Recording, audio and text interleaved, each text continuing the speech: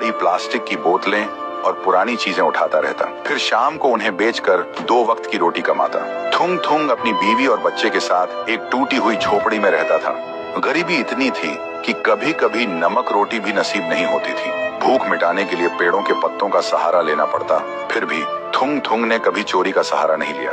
एक दिन थुंग थुंग थका हारा श्मशान के पास बैठा था। शाम ढल चुकी थी और हवा में जले हुए लकड़ों की बू थी। तभी उसे मिट्टी के नीचे से हल्की सी रोशनी चमकती दिखी। वह धीरे से उठा और मिट्टी खोदने लगा।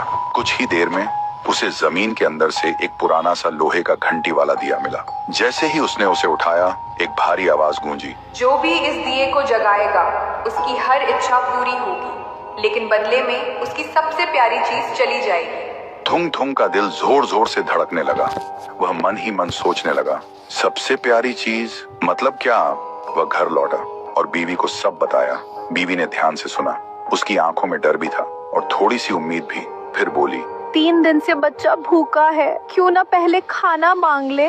थुंग थुंग ने कांपते हाथों से दिया जलाया और धीरे से बोला, हे दिए, मेरे भूखे बच्चे के लिए अनाज दे दो, बस पेट भर खाना दे दो। अचानक पूरी झोपड़ी अनाज और रोटियों से भर गई। बीवी खुशी से रो पड़ी।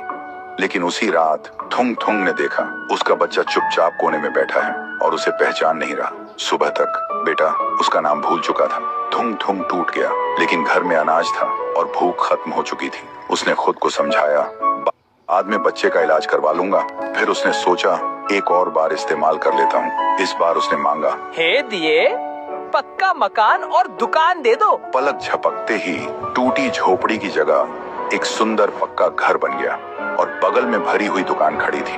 थुंग थुंग खुशी से बीवी के पास दौड़ा, लेकिन उसने देखा उसकी बीवी पत्थर की मूर्ति